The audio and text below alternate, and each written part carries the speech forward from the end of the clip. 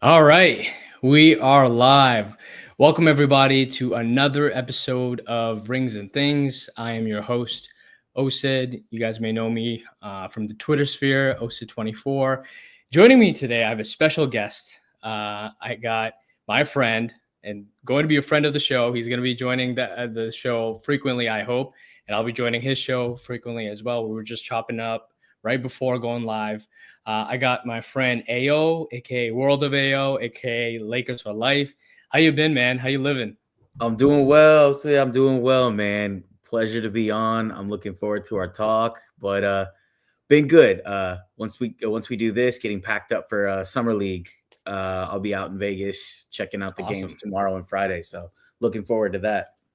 Yeah, I'm definitely envious of you. I definitely got to make it out there one of It's a good time. these sessions because I've heard great things. Like you get to see some good basketball, some fresh talent coming into the league, and then I know prices have kind of gone up a little bit, but I've heard in the past it's like been pretty reasonable, like in terms of the number of games you can Yep. watch and whatnot. But just I think interacting with other people too, like Oh Jovan yeah. Buha and other people. I think you saw Alex Caruso like not too long ago, right? I saw it Yeah, I on went 2 summer leagues ago.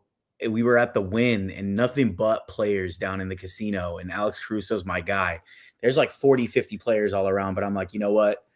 yeah, I wanna go give him some dap. You know what I mean? My friend's like, yeah. I'm gonna record it. And I'm like, nah, because if he denies me, we're gonna Oh get it yeah. all over X and everything. But luckily he dapped me up, said what's up, real cool dude. But it was a fun time. Got to do a pod with Trevor Lane, which was pretty cool too. So Yeah. it's gonna be fun, man. It's a $67 ticket, and you get to watch all the games you want. Just to get there early, so That's trying awesome. to fly in early and check out that Cooper Flag in our LA Lakers squad. Cooper Flag and Bronny James and Dalton Connect and Yep. unfortunately no Adu Thero. Right. Disappointed But in that. still, I will say, and I know we're gonna get into it. I will say that this version of the summer league team in the California Classic looks way better than what we saw last year. Like it's a little bit more organized, and I get it. Like like the JJ Redick happened like what, like 2-3 weeks before going Yeah. into the California Classic, whatnot. So like definitely I can see like some semblance of like organization and whatnot, and some like hierarchy, which is good to see. But enough about that. Let's talk Lakers, man. Let's do it. This season was an absolute roller coaster. Like at one point we looked like a promising team with the duo AD and Braun. We finally got the right kind of pieces next to them, and it's like, okay, we're like maybe one or two moves away for contention, and then out of nowhere there's this trade that comes out of left field. Luka Right. Doncic gets traded from Anthony Davis. Our boy Shams tweets it, and I'm sure you and myself thinking like, okay, our dude got hacked. Our Desi guy got hacked, and he's the Right. only newsbreaker out there that's reporting basketball news. And again, we've kind of gone through it, but it's been ebbs and flows. Like as part of this season, we ended up as the third seed. Got an unfortunate matchup where things didn't align, and faced a really tough Minnesota Timberwolves team that it's been an up and coming team. So without further ado, we are officially in the Luka era of Yep. Lakers basketball. So I want to get your thoughts and tap into real quickly on how this offseason is going for the Lakers. And we can give our premature offseason grades Okay. thus far, right? Because we don't have the full picture yet, and I Right. think we're still hoping that there's going to be a few more holes that got plugged in before we hit game one of the season. But let's go for what we know, and then we'll go right into the next topic: is what are the next moves, right? Because there are still holes on the team. So the Yeah. floor is yours.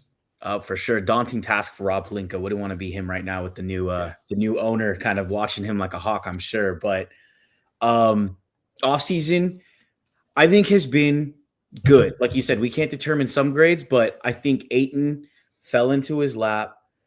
And for what was out there in the free agency market, with them talking about we wanted to go after Brooke Lopez, which didn't align with Young and athleticism at all, right? To the Horfords, to the Capellas. Capella was my choice, right, for our Mm-hmm. backup big. Yeah. But getting Ayton fallen into our laps, I think was an A, right? We can get into his flaws, right? His motor, his motivation, lack of rim protection, physicality, what have you, right? But for what there is, how I like to look at the roster is how are we marginally improving, right? Mm-hmm. Not just look at the player. We had Hayes Yeah. as our starting center. So Well, when we you still look at have Hayes, we still yeah, have Ace. we still have Hayes, right? But Yeah. luckily in a backup role. Yeah. But he was doing well in the regular season. But Yeah. he, Yeah. he just He was great. Yeah. right, like everything we wanted or expected of him, he did, and that Yeah. was 8-6, right? Ayton on a bad day is 14-10 with Yeah. a block, right?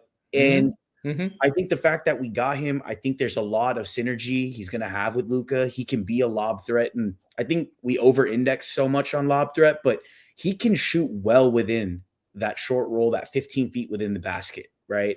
Finishes really well. So I think there's going to be a lot of opportunity for Ayton. I think this is going to be a good situation for him, and I think if we're over indexing some more, it's on his motor and motivation. I mean, you saw the introductory presser Yeah. yesterday. The guys said all the right things, and he's excited to be a Laker. And Yeah. it's always nice to see that excitement. So I think Ayton, for what the situation was, it looked really bleak, and we landed him. I think that was an A signing. Could we maybe have traded for Claxton or all the Kessler rumors that are never going to come true? It seems with Ainge, Yeah. but Yeah. Yeah. getting a career average 16-10 player, filling up that rebounding gap, right? We had huge rebounding problems against Minnesota, Yeah. and Big that time. gets shored up fairly quickly. So I give that an A. What are your thoughts on Aiden? Yeah, man, you had some really good points with the Ains signing. I agree. Like that move fell right into our laps, and I could have never imagined like that was an option for us. And I was starting to think like, okay, maybe this Aiton situation. So like draft night, the Trailblazers like drafted their like fifth center. So like, oh man, they have a logjam Right. at center position now. Like they took the guy from China at like pick 16 or something. I'm like, oh man, Aiton's or something's gonna happen like where the Lakers could potentially make a move for like either Time Lord Rob Williams or maybe something with Aiton. And then when that news dropped, I was watching Squid Games, and I'm like, "Oh shoot, I can't watch this anymore." Right. I No. got Aiden's getting bought out, and then my first immediate thought is like, "Okay, what are the potential teams or suitors that are going to be out there?" And like Lakers, like they're the only team at the time that had a starting spot open, and then the Pacers were another team that came out of left field where Miles Turner went to the Bucks. But like, I really like digged his press conference or the introductory press conference, and there was one quote that he mentioned is, when you don't win in this league, you can be forgotten, and that's something that like holds so true to the fact that like a lot of people are underrating him because his time in Portland wasn't the best, right? But still, he was averaging like 16 and 11, and on really good efficiency. Now you put this guy next to Luca, next to Reeves, next to LeBron. And I don't want to make it sound like basketball is so simple, but when you have outstanding playmakers next to not just a lob threat of a big, like you said, but he's able to take it to the post. He can Yep. hunt mismatches. So like if defenses want to switch and put a small on him, which is what they used to do with Hayes, Hayes Yeah. can do anything with it. Now No. Aiton's going to punish Yeah. those guys. And not only, like you said, not only is he a phenomenal lob threat, but like in that mid range, he has an excellent shot. Like if he wants to play a little bit of pick and pop in that area, he's got that as well in his bag. So offensively, I think you could have not asked for a better player and fit. And you put that in combination with Luca, those two are going to be motivated to come into next season and just firing on all cylinders. Like I can tell like once training camp starts, they're just gonna hit a groove. And when game one starts, it's gonna be like, oh wow, they've been playing for like years. And I just think that there's gonna be so much synergy between the two. And even Reeves and LeBron, they're excellent playmakers. So I'm absolutely like Yeah. I'm ecstatic with the signing, and if we are able to kind of give him the platform to perform and produce like he did on the Phoenix Suns, I think that will dictate his motor on the defensive end too, right? To like grab boards, to be physical, to really use his physicality. Because I think that's another one of his knocks is it's motor, but tying into like, okay, he can be a little soft at times, but I think it's kind of geared based off of when he doesn't get enough touches. But I think on this team, he's going to get a lot of touches, just off the sole fact that like that's the bread and butter of this type of offense that JJ is going to lead. And go ahead. Yeah, I think it's going to be, I think the touches will be there, but I think they're going to be more efficient touches, right? So easier baskets. You don't want the fadeaways. We want Luka's coming down. He attracts the defenders. We know how much gravity Reeves and LeBron has, right? And it's dumps, it's lobs, right? And he's running off 8 to 10 points before we even know it. He's going to have games where he's going to be our leading scorer for the sheer fact that he's just getting set up by 3 really good playmakers on our team. But to your point, like I think he has to come in with that mentality of, I have specific tasks to do, right? It's finishing plays, it's rebounding the basketball with absolute vigilance, right? And while the rim protection might not be elite, I know we're going to get into next moves a little bit later, but the collective defensive effort that we're going to have this year is going to be far more important. So that IQ is what I think Hayes is missing the most of from a defensive standpoint. All the athleticism in the world, but how do you truly anchor a defense within a team kind of setting, right? And I think if Ayton can kind of lock in, he does appear to have IQ. Like he knows the game of basketball. He knows how to play this game. Yeah. I think locking in on that end is going to be huge. And I can't emphasize the fact of, we need a rim protector, but the rebounding is what truly killed us. Yeah. In the playoffs, and you're getting 10 rebounds a game, from him. Yeah.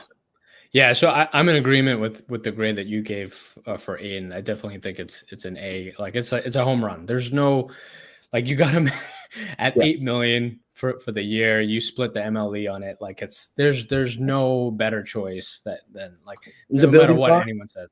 Yeah, he's a building really block. Is. Like I can actually vibe with this type of like core moving forward, right? LeBron is LeBron, and I think he's going to make a decision soon on what his future holds. But like if it's Luka, Reeves, and Ayton, like we have something moving forward, and and there's going to be more tools at our disposal.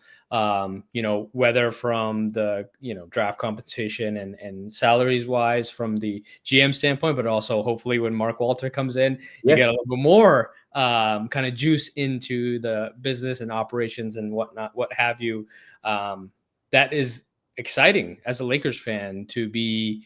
That be your cornerstone. So I think it's a slam dunk.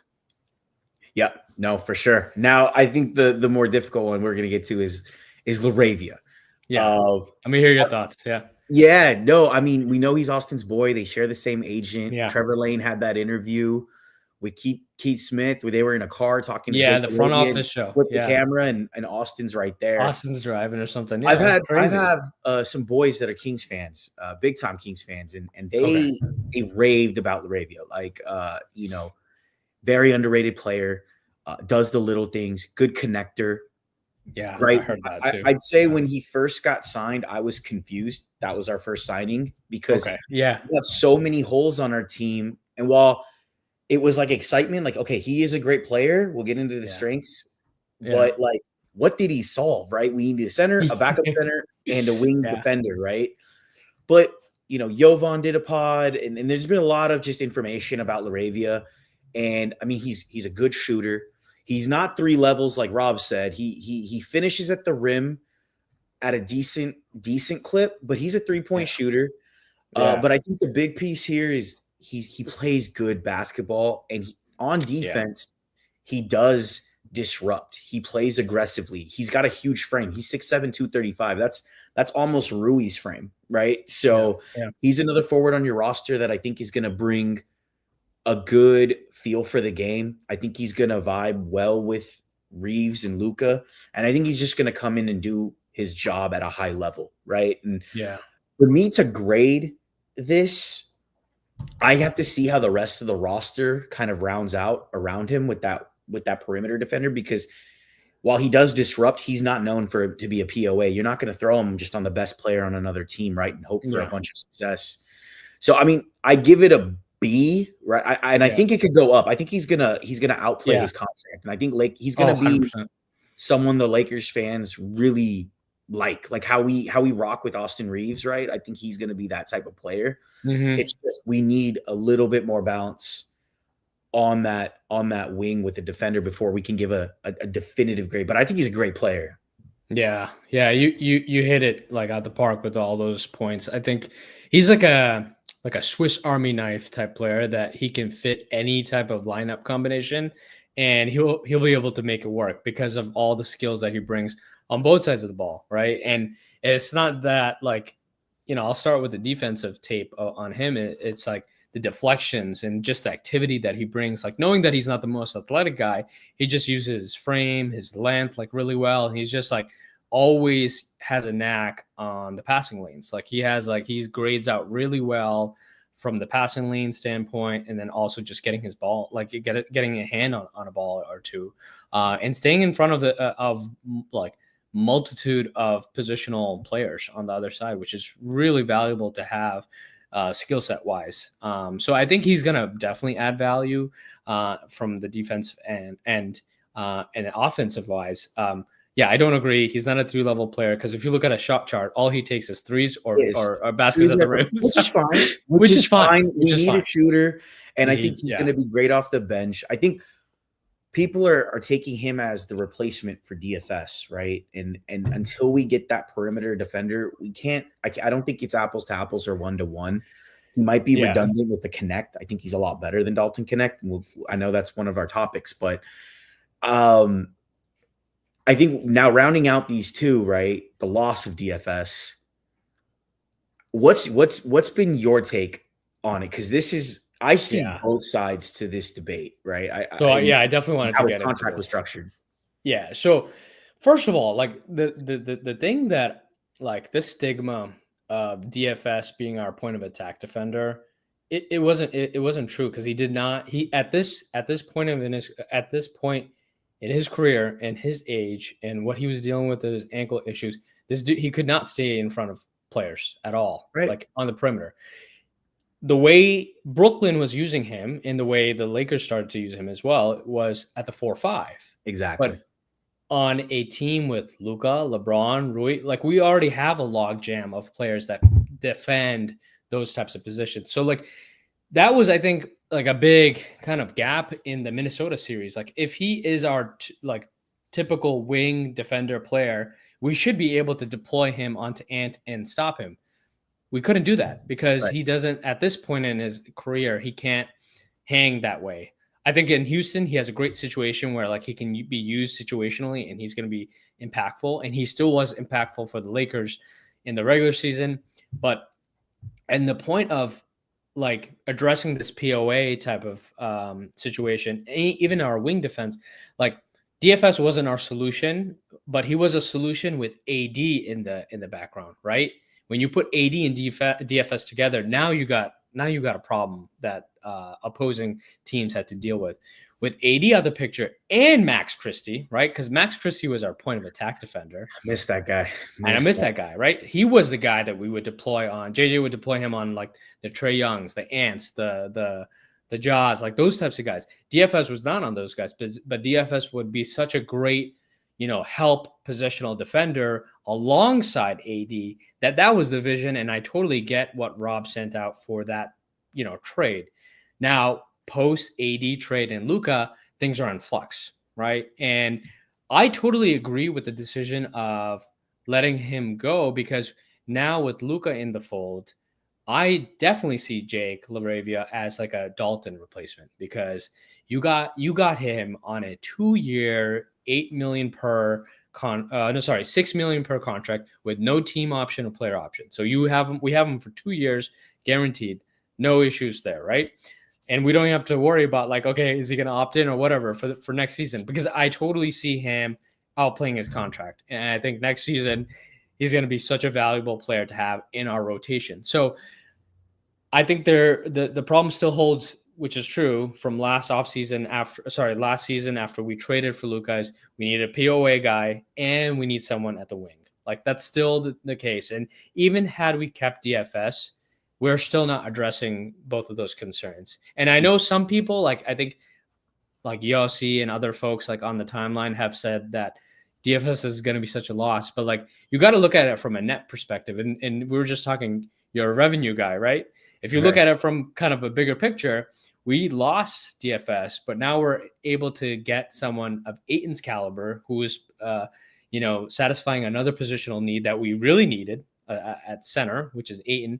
And then we bring in Jake and hopefully other moves that we're able to kind of supplement those other, weaker areas that we have. And if you look at it from a team construct, okay, now this makes sense. So I agree with you. I think I give it a B. But if like we bring in like, I don't know, like an AO DeSumbo or a Marcus Smart or something, okay, now we're cooking. I think like I can kind of bump that up because like if you look at the contract that he's going to be at like 8 million per year, sorry, 6 million per year.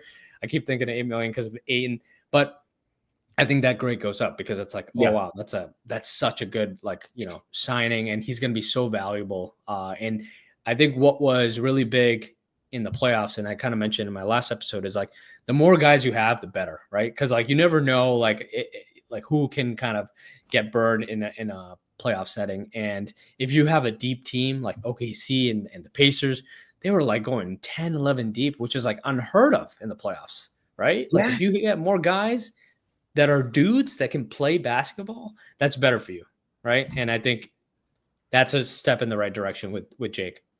Yeah, no, I agree. You want optionality, right? You want to be able to play big. You want to be able to play small effectively in both. We were playing 5 players in the playoffs.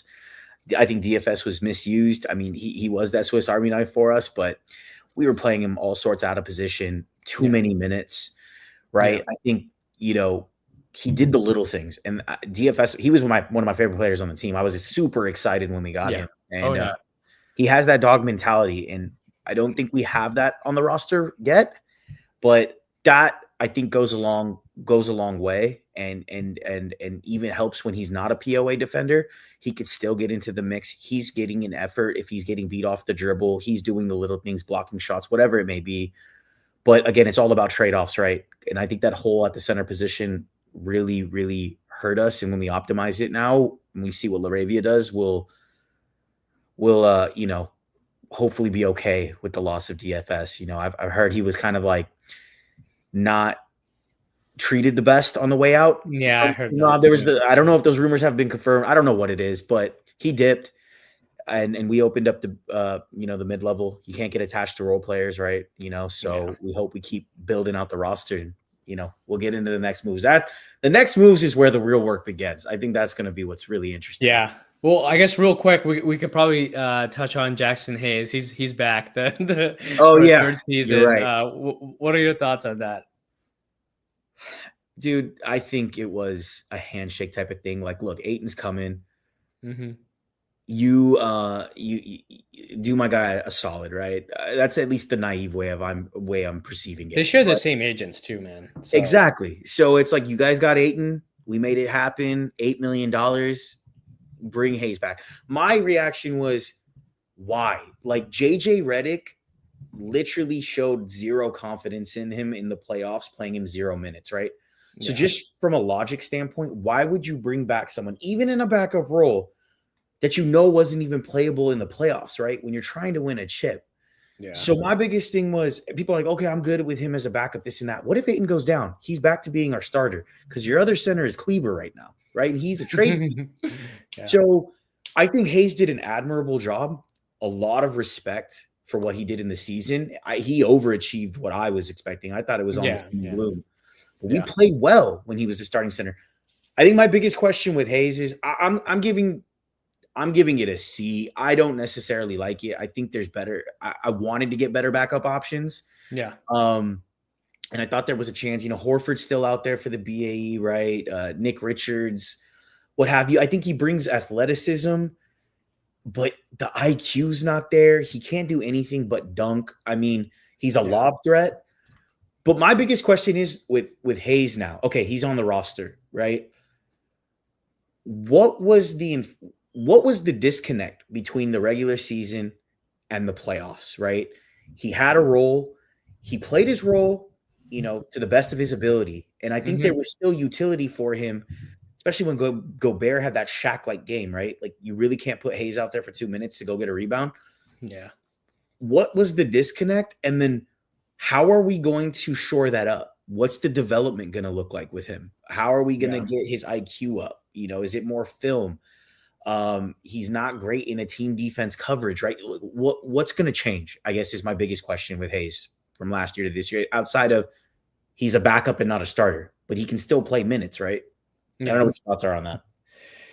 Yeah. I think I'd give it like a D plus, C minus. I wasn't too thrilled to bring him back. Like I get it. Like, they share the same agent, so there must have been like a handshake deal. And I mean, to be honest with you, like I don't think Hayes has a market outside of the Lakers, right? Like I don't think any team was like in a waiting list to go get him. No, So I didn't understand the urgency. Like if this was a thing that like maybe we could have just like played it out and have him just wait in the corner and just like okay, because like it also affected our ability to offer the full BAE, right? So like right? now we can only offer, assuming we cut Shake Milton before July 20th, we can only give up 3.9 million of the Yeah, full you need to BAE. cut Goodwin as well, One. right, to open up that full BAE. So No, I think no Goodwin you can keep because Goodwin okay, does not get guaranteed till January. So any of those assumptions or frameworks that people have been talking about is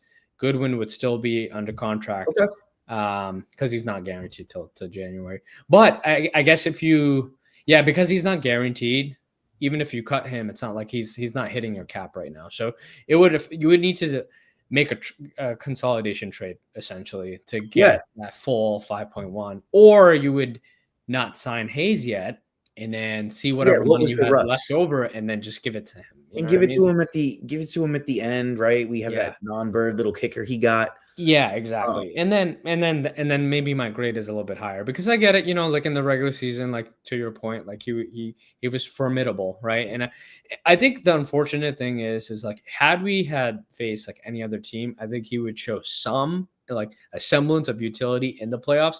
It was just that those goddamn Minnesota Timberwolves that like are front court they're heavy huge. team. They're huge, man. Like and they bullied us. Like let's just be Oh, real. They bullied us. Like we did not like the vibes were not like they are like game Minnesota's one. We came out like it was a regular season game. Like I don't know what was going on. Like yeah, it didn't look like. Minnesota's And best also offense. Go ahead. yeah. Sorry. No, I was just saying it was also JJ's first rodeo, and he showed his true colors as like a rookie coach. Like, Yeah, uh, I mean, he was great that's regular season coach. I loved the experience, but like, it's different. Like when you go from regular season to the playoffs, and like I hope and I think like I'm kind. This is the parallel that I've been drawing amongst my friends in Boston because I live in Boston and I have a bunch of Celtic fans that live amongst me.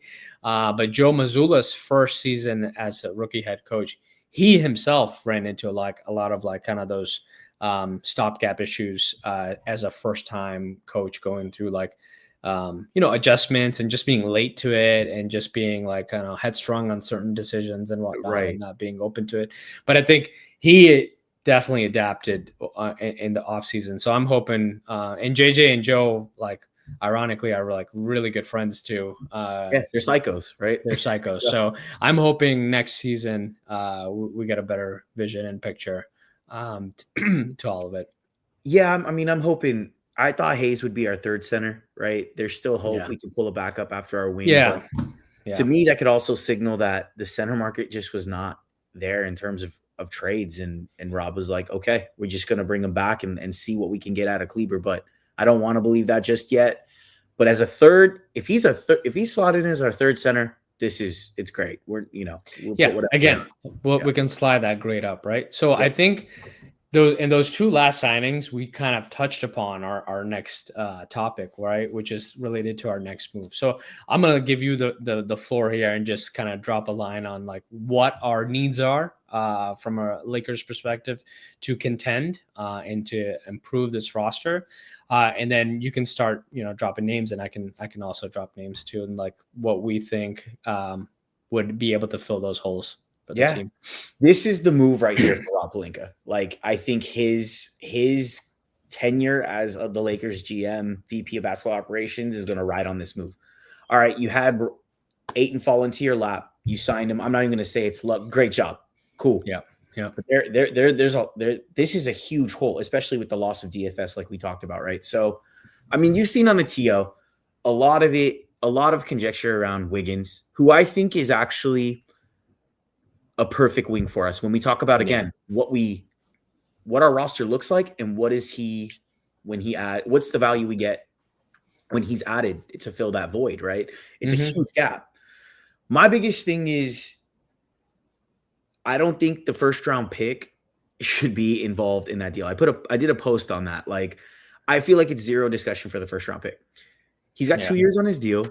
And Riley could say, hey, we're just going to ride with him. Cool. But you're getting expirings back. And they're not just expirings. They're actual utility for Miami, right? Getting Rui in the deal with Gabe Vincent fills much needed holes on their roster, even if they are expiring. And then you add Dalton Connect into the mix as a flyer, an upside player, right? Great. You know, I think the most I do, and I'd probably negotiate Rui out, is, you know, swaps and maybe that 2032, I believe, second round pick or 2031 second round pick. I forgot what year it is. Yeah. That's my negotiation lever.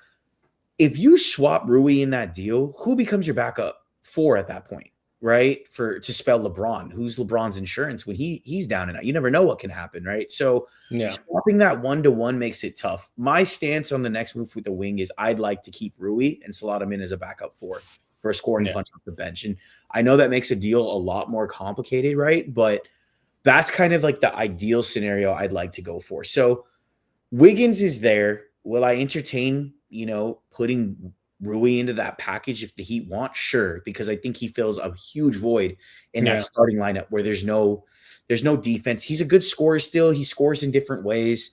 He has motivation questions too. But again, if you're in this environment with Luka, LeBron, Reeves, maybe that can change. We saw what he did in the finals against Boston. But you know, he plays defense. You can throw him at the best player on another team out on the wing, 100%. Like, he grades out. And I think that's huge. You know, we can fill the backup for it another time. But I just think adding that first round pick, I think Mark Walter is watching that pick like a hawk, and it has to make sense. And he's the godfather. He's a master negotiator. He wants to put Rob in a pickle. But who else is trading? Where is he reported to go elsewhere? I think the Bucks came up. You know, are they going to go all in for Andrew Wiggins, right? And the Heat going to take Kuzma? But like, I haven't heard any other team. So there's no point negotiating with ourselves, right? But to kind of get in, so Wiggins, I think would be ideal. And if you can keep Rui, that's a home run for Rob Pelinka. I think that secures him. Legit made a move that made sense to, you know, size up the depth on this roster, right? But the other approach that I've been seeing, which has kind of piqued my interest, is the Matisse Tybals, the Marcus Smarts, the Io DeSumos, right?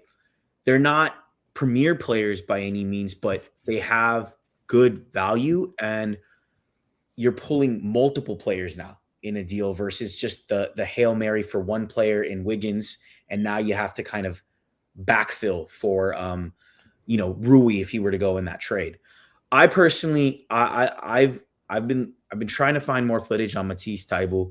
You know, his 3-point shot is still suspect. Even I think he shot 39% one year, but I'm not 100% convinced that he's a shooter just yet. But I think he's miles better than Vando, and you can throw him. There's defensive clips of him that are like insane, blocking shots. Yeah, he's awesome. Yeah, I think you slot him right into that starting five.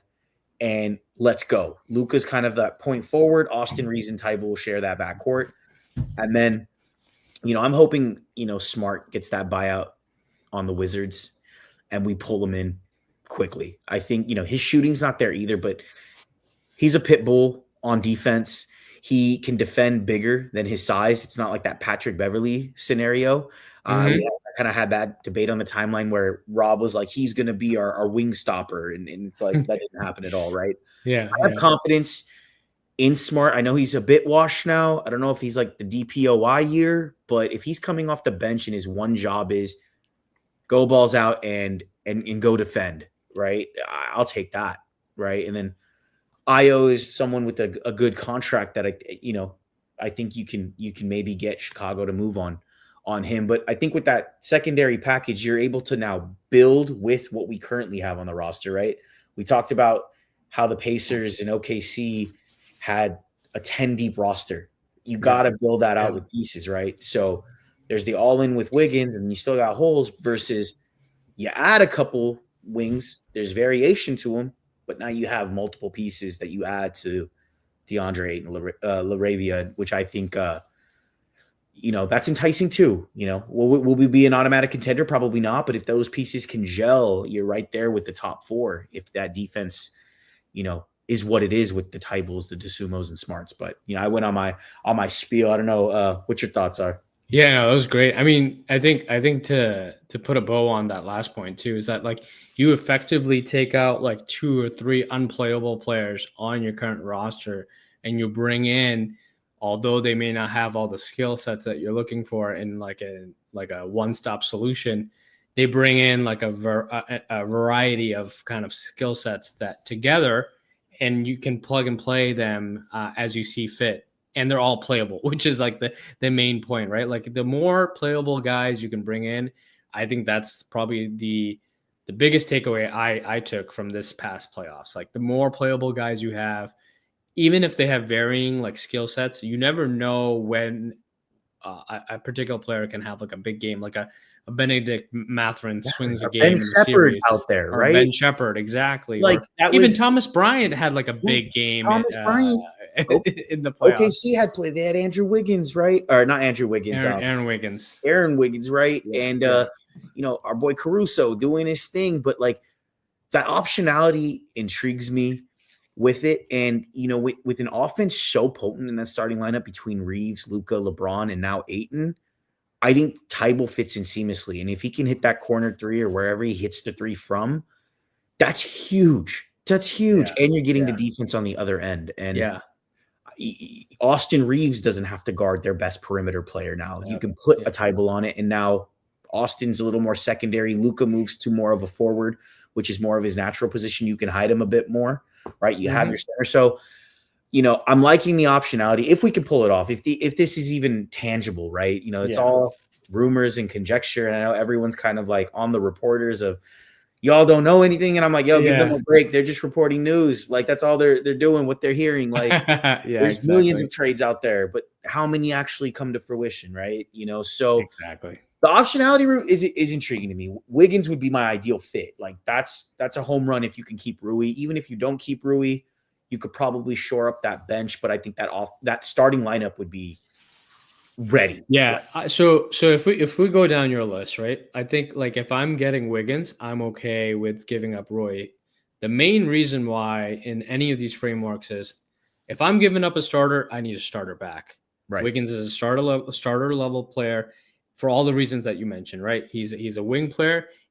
And what's special about him is he can also play at the point of attack. So he's addressing 2 holes as one player and one solution in your starting lineup, and he's clearly available in the market, right? So that's why Wiggins gets tied to the Lakers, and it's just like it's a glove fit type of situation.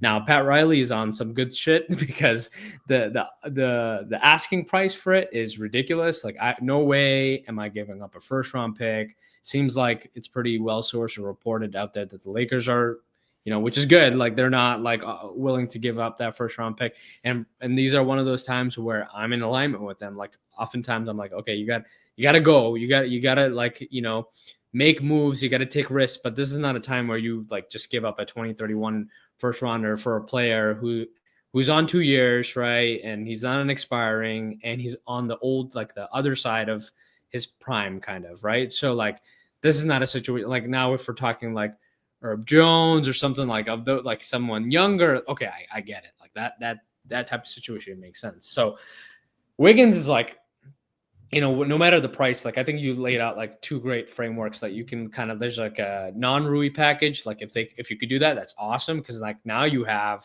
Wiggins starting, and then you have that scoring punch with Jake and Rui and whoever else from the starters is staying out with the second unit to really increase our scoring from the bench perspective, which was like one of the lowest in the league. So like now, Yep. if you bring in Roy and Jake and whoever's kind of leading the playmaking, I think we're going to have a really strong team that way.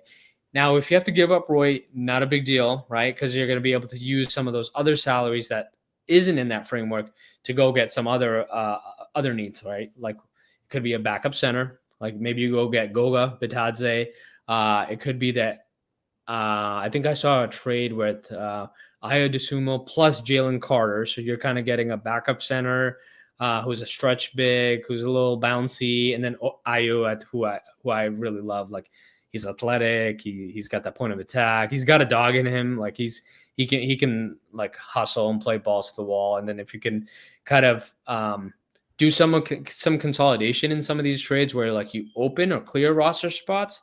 Okay, now bring in Marcus Smart or now bring in like some of these other buyout candidates that I think there's going to be a lot of. Like, I think teams are just kind of like waiting right Seems now to be to the like make any thing. moves, which I is kind of agree. crazy. Like, it's the new CBA where like you're seeing like Bradley Beal's about to get bought out, which seems like he's going to be going to the Clippers. And then the Wizards, they have 17 players, so they have to make a decision on like what's going to happen. Yeah. No team's going to make any trades for like they know they're at the mercy of this limit and they're gonna have to make moves. But yeah, man, I think like this is where Rob needs to get This is paid. where he's going to earn his paycheck. Like this is where the 100%. work begins, Yeah. and this Yeah. is why I can respect the patience, but this is the make or break move for this. This is going to tell us: are we going to be in contention, or are we just going to hope for a Luka Magic season and then like see what happens in the playoffs? Right? I don't think we're a bad team. Yeah. Now let me ask you this question: What if he waits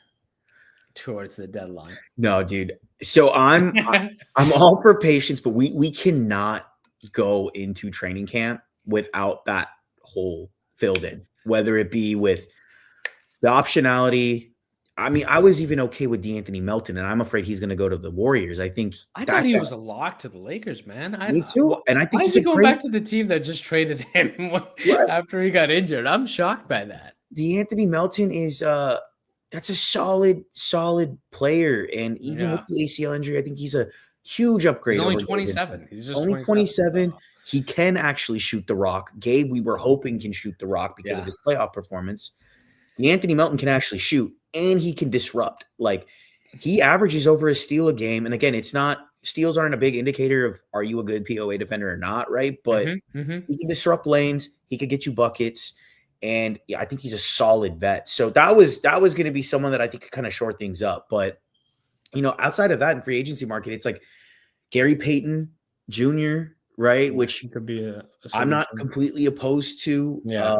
There's Amir Coffey, not as great of a defender, but I thought he was good on the Clippers, right? So but like you said, the Herb Jones, the Trey Murphys, I'm not even thinking about that. Like it's just not going to happen in my book. I don't know why they would want to get rid of those players, but I think the asking prices for them would be too high. But this is the move. We can't go into training camp without we have no defenders on the roster unless you're ready. It's all offense. One theory I'll throw out is we have Thero, right? That's cool.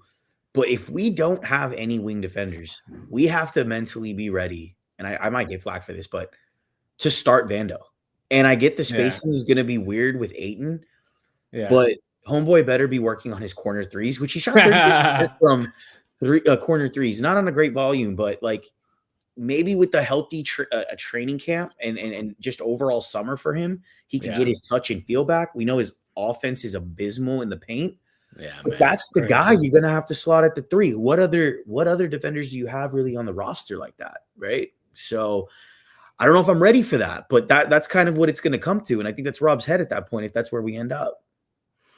Yeah, no, 100% agreed. Like, I think even if like even if you take like a hybrid approach where you like make at least one move and you bring in a defender and then like add an additional piece at the deadline, because it's like, okay, like if you want to do a wait and see approach, like see what's working, what's not. And then now I know exactly what to pinpoint. I'm by that. I'm for that. But like, you can't bring this roster into like if he brought in Tybal let's say for Yeah, Vince I'm Simmons, cool with if their that. contracts kind of align, I think that's a great. It's I'm not cool what with we that. wanted, but it's something It's a tangible. stopgap. It's a It's a stopgap that reasonable stopgap. Yeah. I think is good. And then, smart on the buyout, I think we'll aggressively pursue. And maybe that's what we're kind of saving the BAE for, The right? BAE for, yeah. Yeah, that Something like totally that. makes sense. So, but that's the move that's going to define Rob's. Like, are Yeah. you going to be, is this, are you going to be here? Or are you going to not be here? Yeah. Right. Are you going to give LeBron and Lucas some help on the defensive end? Right. Yeah. So, Yep. Yep. All right, man. Yeah. So I'm totally with you there. I mean, I think there's lots more to come. So I'm sure we're gonna be. I think what we probably need to pencil in is that July 20th date, which is yeah. when Jake Milton guaranteed money. That's the date. So like if we see him get cut or something kind of happens, and I think part of this, and obviously Laker fans, we're not patient bunch, but like the Bradley Beal situation is holding all these teams kind of hostage. And then also teams are also watching out for the Wizards. Like if any of these players kind of get bought out, they're also waiting to kind of make any moves, which I totally get. Like let's not sign people and then like, oh shoot, like we could have like that's 20, also a mistake. yeah, And, big day. And it's coincidentally right around the end of summer league. Rob's going to no, be at summer league. So perfect. I'm hoping within Hopefully this you next, run into Rob and kind of I know, right? Give him a piece of my mind, Hey, yeah, Rob, exactly. let me tell you how to do your job. Do your I'll job. represent Lakers Twitter, right? We can do this collectively. Why don't you just move aside? So that's a perfect segue because I wanted to quickly talk about Dalton Connect and Darius Baisley. Yeah. The California Classic just ended last night, and it couldn't have ended any better for one, Dalton Connect, because he Right. was slumping. First two games looked like, man, who the hell is this guy? Right? And then Darius Baisley, age 25, coming out of nowhere. Looking like Chat GPT Giannis out there, like Timu Giannis out there, like Timu just Giannis, grabbing the rebound and just going to the cup every time. So yeah, just quickly, this is quick. Just I wanted to kind of get into a few kind of quick hitters here. Give me your thoughts on Dalton Connect and Darius Baisley. I know Connect's been on in a bunch of our trade machines and we kind of already talked about like Jake coming in and whatnot, but like, you can kind of go about your way, like big picture, or keep it to like summer league. For me, I mean, I did a whole video after his two because I saw all of the frustration with Dalton Connect on the timeline, and I put out like, what does he need to do to turn this around and actually be a rotation player if he's going to be on this roster? My personal goal is he maintains his trade value or it increases it with these burners, these outputs that he's putting up, so that his value stays whole in a trade. But again, the burners are great, but that's like Cole Swider does that in summer league, right? Dalton has done that in the NBA. I don't want to take that away. We've seen some huge games during the regular season from him, but for him to actually be a rotation player with JJ, like he's got to show some level of effort and IQ on the defensive end. Strong closeouts.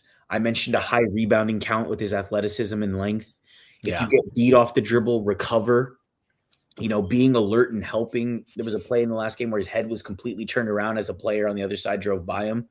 Can't do that. The burners are great, but just make your catch and shoot threes. We don't need dribble isolations, like come off flares, come off screens, hit your threes, and we're good. I think he has upside.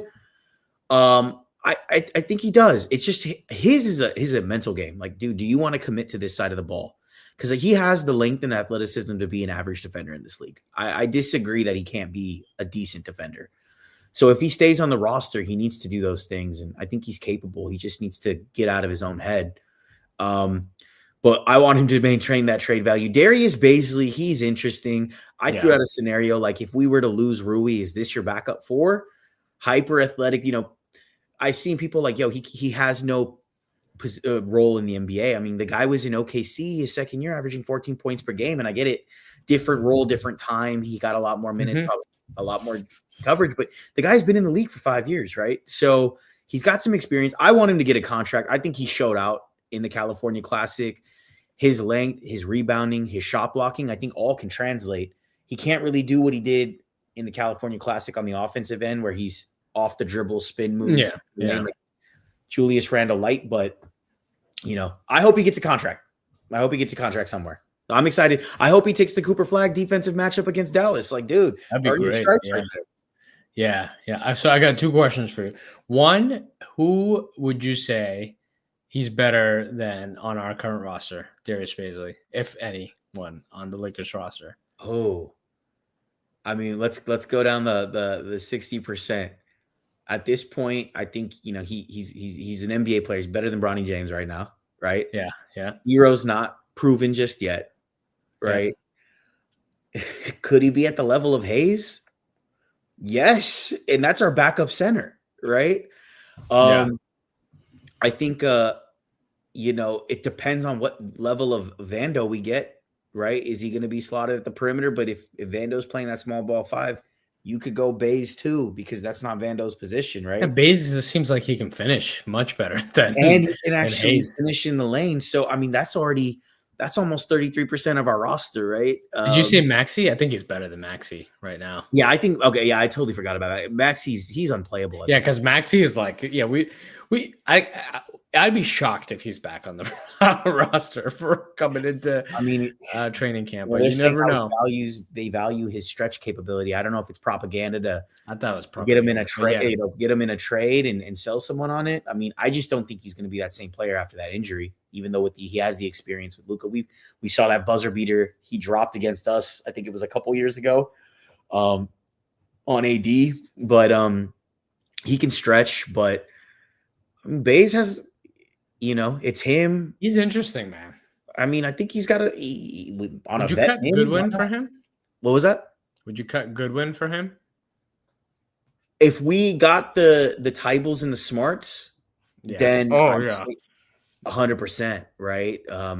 It's fluid. I think we, and adding another athletic 4, to our team, right? Especially if you lose Rui as well in a trade, like I mentioned earlier. But everyone's got flaws to the game. If he's in the summer league right now, he's got flaws to his game. But again, it's what role do you fit, and can you fill in the voids that we need, right? And if we ask him to go be a defender and rebound the basketball, then if he does that, that's huge. So, all right. And then my last question for this segment is: where the hell is Eric Dixon, our 2-way guy that we signed? I don't know.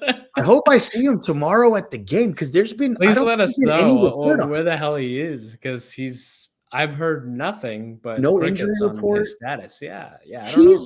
If he does, I hope he does play tomorrow, because I'm actually very intrigued by him. He was the number 1 scorer in college basketball last year, which is wild, right? To not get drafted as the number 1 scorer in any part of the draft. Yeah, why is it? Do you know anything about it? Like my hunch was that he's like what's it called? Lower, not as tall as you would like for the positional need, and then he's really heavy, like for like what he plays. That's exactly what I think thought. it is. Yeah. He's a tweener, right? Is he a 4? Is he a very small 5? Can he move? It doesn't look like he can move laterally, but he's crafty.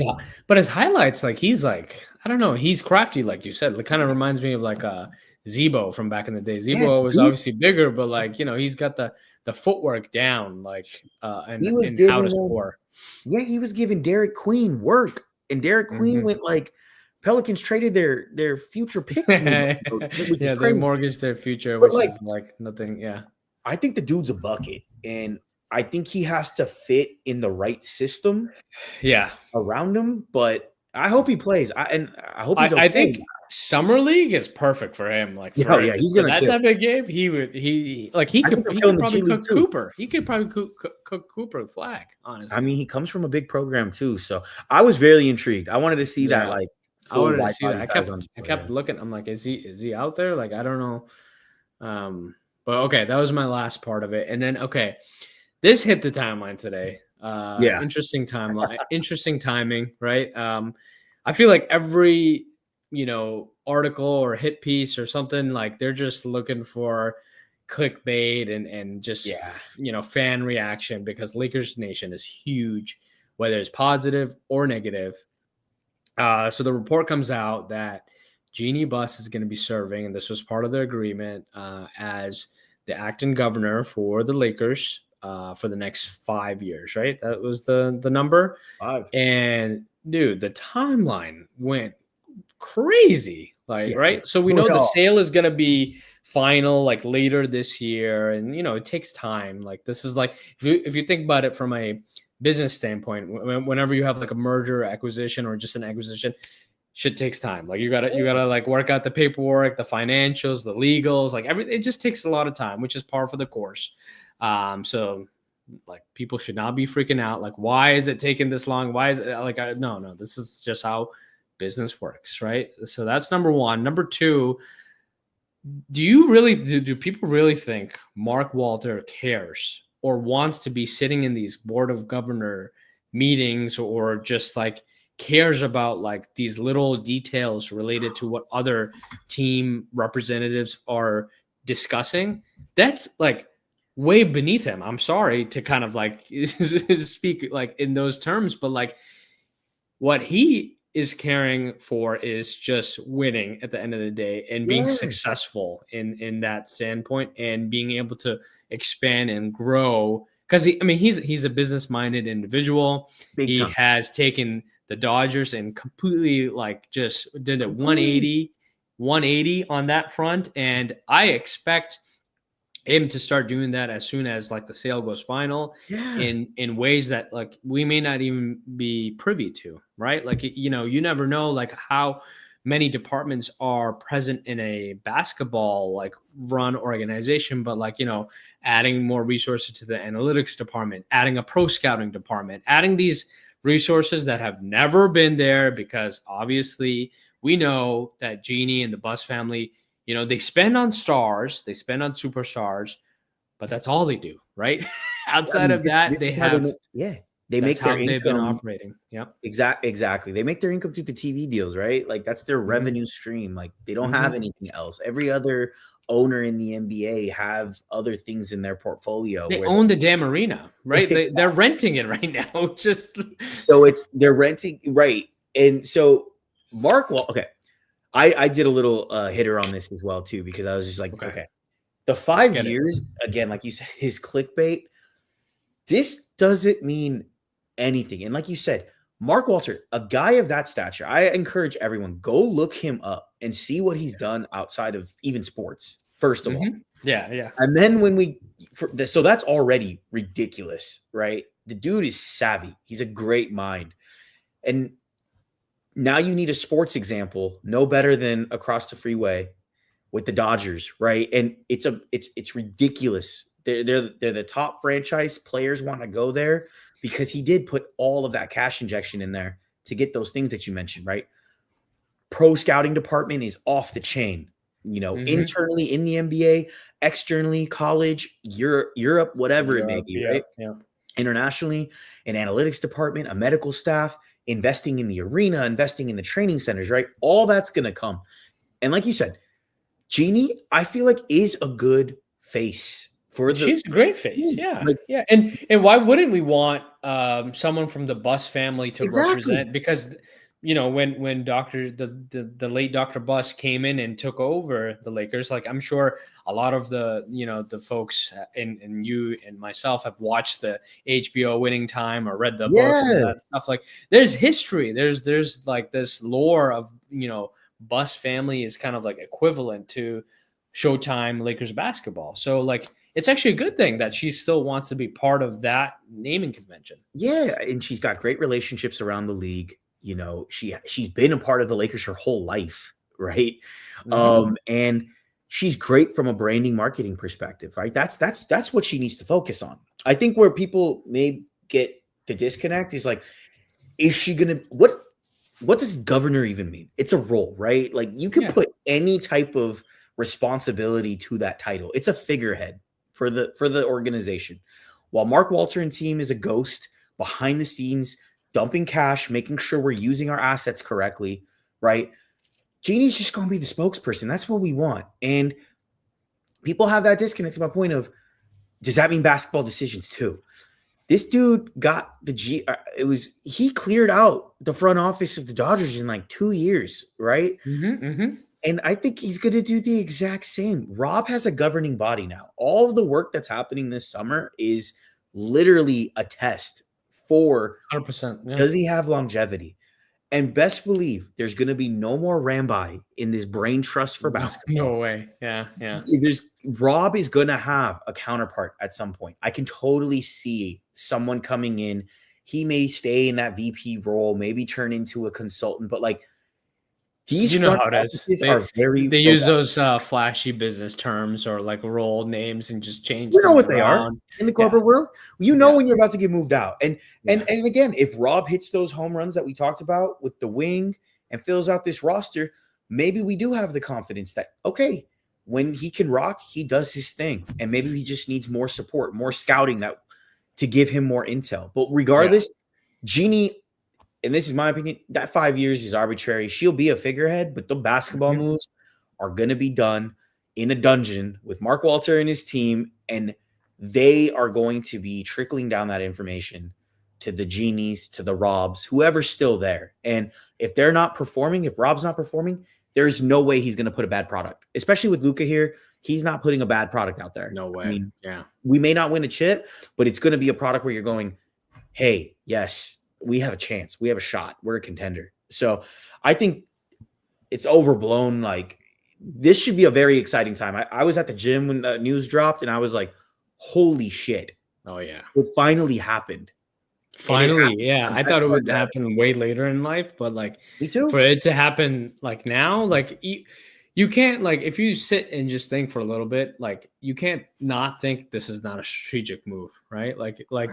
if you look at the landscape of how basketball is being run and operated, you need to be super shrewd and strategic and innovative, and not just your spending, but the people you bring in, the assets that you kind of like mobilize from a team standpoint, not just from like basketball. There's all these other kind of like operations that are so instrumental to make a basketball team go nowadays that like if you look at the others like really well organizations that are running, they're like constantly in the mix year after year after year. And those fan bases aren't, I can promise you, those fan bases are not like worried or nervous that like, oh man, we're not going to be able to bring in this player or like make this move, or we're going to lose on the margins. That doesn't happen. That's not acceptable in those environments.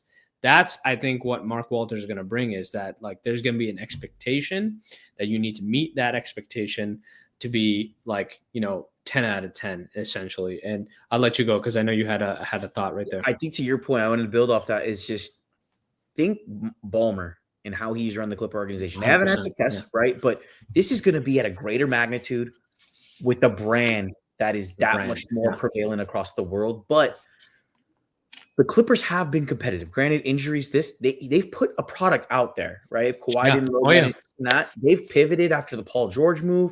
The coaching staff, they bring advisors, they bring consultants, right? Having a pro scouting department is how we're going to start winning on the margins, right? The players that no one is looking at. When we talked about the next move segment, there's probably players that are 10th, 11th, 12th on an NBA roster right now that we know nothing about because we're not so deep into how they're playing in the NBA or what their G League development has been. And when you have a pro scouting department, their job is to go look at those players in the G League, the bottom of the roster, and figure out how do I extract value from that bottom end. And that's how you get those value contracts that teams end up wanting later on. Anthony Irwin said it. I know he gets flack, but he says some good stuff. Is the new cap space now is going to be players that teams actually want on your roster. It's not going to be actual cap space anymore.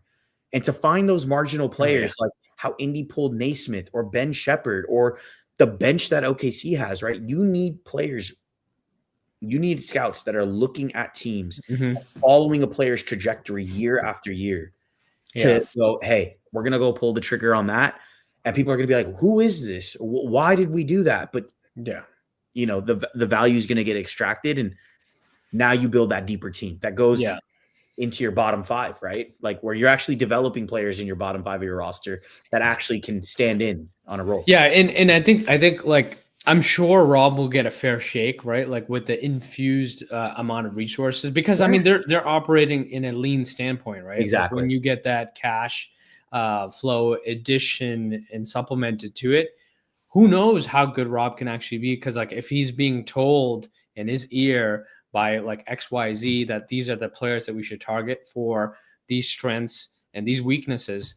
I mean, he's been an agent for however many years. He knows how to kind of play that part of it, right? Which is to deal with those representatives and kind of get things lined up. But like, I mean, if that stuff is getting spoon fed to him instead of like him doing the work, which I don't think other GMs or like whatever his role is like now, I think Basketball operations, basketball operations or yeah, something. I can guarantee you other teams that are well run and pretty deep, they're not doing like some of the dirty work that Rob may be doing. I don't know. I'm just kind of like painting a picture here, but I can say this though: there's no way in any world that you pay $10 billion or whatever like the for final someone number else to is call the shots. for someone else to call the shots. That's not how business works. That's not how America works. That's not how like any I of this was works. like, people use your own example. You buy something Yeah, for whatever relative value to you, sure. right? Yeah, Doesn't matter.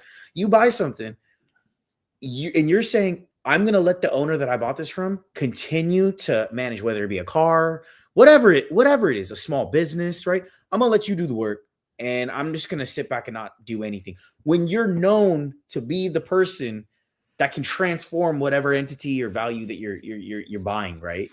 Like it's just, think about it from that way. Like no one's gonna do that. And you think that one of the savviest businessmen in this world, in this country, whatever, is gonna think that way? Like, come on, let's be real. no. I mean, the thing is like if that's an excellent way to put it, and I'll put it one more way, and then we'll kind of wrap up. But like for you to be Mark Walter, right, and for you to be as successful as he is, you have had lived this life that is cutthroat, and you want to win in every margin and corner. You don't get to that stature and that level with just kind of cutting corners Right. or being lean. Like you operate at the highest level of excellency, and any kind of business venture or any kind of project you take on, you're going to do it to your best of your ability, and that's 100% what I think Mark Walter will do. Because why? Not only is it from his kind of own ego and his individual goals and aspirations, but like the Lakers are a global brand. It's probably the biggest brand that he's going to be, even bigger than the Dodgers. So Yeah. if he can take the Lakers here to another level or two levels above that, his Insane. name will be tied to the Lakers. And knowing billionaires and how obsessive they are of themselves, That narcissistic, prestige. you kind of have to have that. Yeah. There's no losing. Like he's not going to accept any defeat or loss from that standpoint. And I 100%. mean, I'm just excited. I mean, it's an exciting time. We got Luka, we got a top 5 generational player like on our team, and then we got Mark Walter, like just around the corner. We just have to wait a few more months. Yeah. We'll get there. It won't be We'll too get bad. there. As long as Rob makes like a move or two, I think we'll be happy. We'll be fine, and then he'll be there, and then he can start making some moves. But man, it was a blast. It was a pleasure Yeah. chopping it up today. Like we hit so many topics. Anything else that you wanted to touch upon or talk about before we call it a wrap? No, man, pleasure. This won't be the last time, man. I had a lot of fun. Always great chopping it up about the Lakers, man. They give us high blood pressure a lot of the All the time, but time. Yeah, still bleed that purple and gold. What can I say? absolutely. Absolutely. Well, thank you so much. And just signing off here. Again, this is Osid from Rings and Things. You want to tell everyone where people can find you? Oh yeah, for sure. On X, World of AO, I have that on the display. YouTube, TikTok, Instagram, Laker, the number 4, Lifers. So give me a follow, post up content when I can. We'll be doing live streams and stuff too, but I appreciate the opportunity, my man. Absolutely. All right. Thanks, everyone. Peace. All right.